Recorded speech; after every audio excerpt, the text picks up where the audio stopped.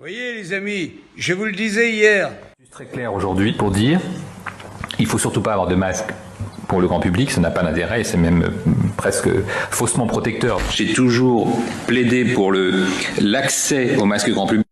J'ai déjà vu des faux culs, mais vous êtes une synthèse. Les masques sont inutiles si vous n'êtes pas malade, si vous n'avez pas été personne contact proche de personnes malades. Tu vas te taire, hein.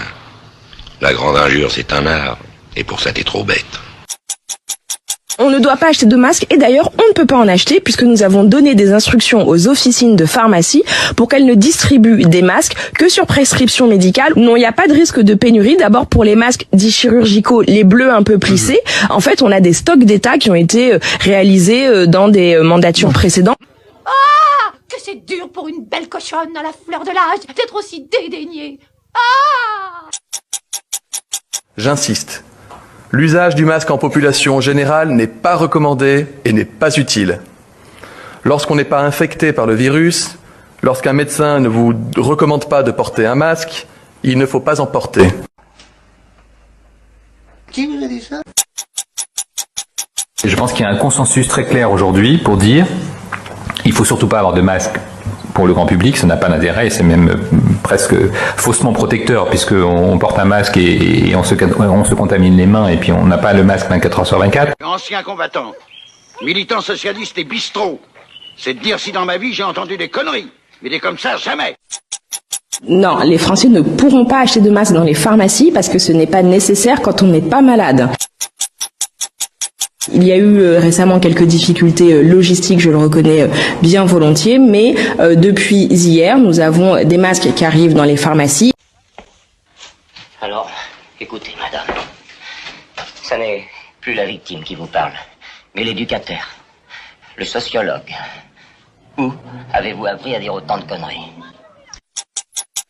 Il n'y a pas de sens à porter ce masque lors des déplacements autorisés. La meilleure des protections, ce sont les gestes barrières. Tu pues la bêtise, la connerie. Et si ça se trouve, t'as même pas de cerveau. Et si on regarde au-dessus de ta tête, on doit voir tes dents. Les masques, c'est une bataille essentielle. Le gouvernement a fait toute la transparence et mobilisé depuis le premier jour et nous continuons d'avancer. Ah, c'est de la bouillie tout ça. C'était pas mauvais, c'était très mauvais. Voilà, exactement.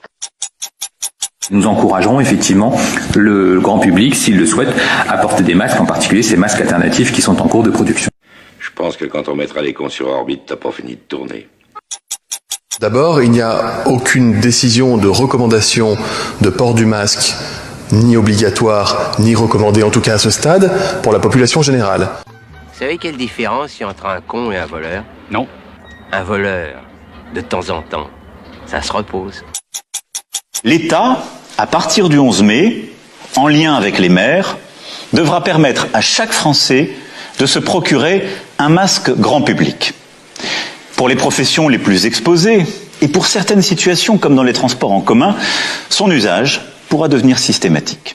La connerie à ce point-là, moi, je dis que ça devient gênant. J'ai toujours plaidé pour l'accès au masque grand public. Écoute, on te connaît pas. Et laisse-nous te dire que tu te prépares des nuits blanches, des migraines, des nervous breakdown, comme on dit de nos jours. Le port du masque sera rendu obligatoire dans tous les transports. Les scientifiques eux-mêmes ont évolué.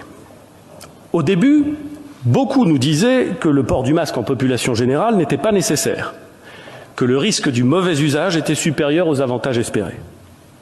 Et nous l'avons répété. Et je l'ai dit.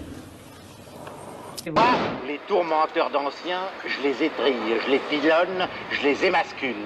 Je leur réduis la tête. Disent aujourd'hui, parfois les mêmes, qu'il est préférable dans de nombreuses circonstances de porter un masque plutôt que de ne pas en porter, et il me revient donc de le dire, et de faire en sorte que cela soit possible. À quoi je le reconnaîtrais? Un beau brun, avec des petites bacantes, grand, l'air con. Ça court les rues, les grands cons. Oui, mais celui-là, c'est un gabarit exceptionnel. Si la connerie se mesurait, il servirait de maître étalon. Il serait à Sèvres. Bon, je récapitule dans le calme. On la débusque. On la passe à l'acide. On la découpe au laser. On la dissout et on balance ce qui reste dans le lac d'Auménil. Hein? C'est vrai, mais je vais dire même avec toutes ces erreurs qui ont été faites par les guignols, je suis quand même confiant parce que est-ce que vous connaissez un truc fabriqué en Chine qui dure depuis plus de 3 mois? Moi, j'en connais pas. Tous les jouets de mes gosses fabriqués en Chine ne marchent plus. Le poisson qui se baladait en s'allumant toutes les couleurs et tout, ne marche plus. La tablette ne marche plus. Plus rien ne marche des jouets chinois. Il n'y a pas de raison que le virus il continue à marcher au-delà de 3 mois. Bisous.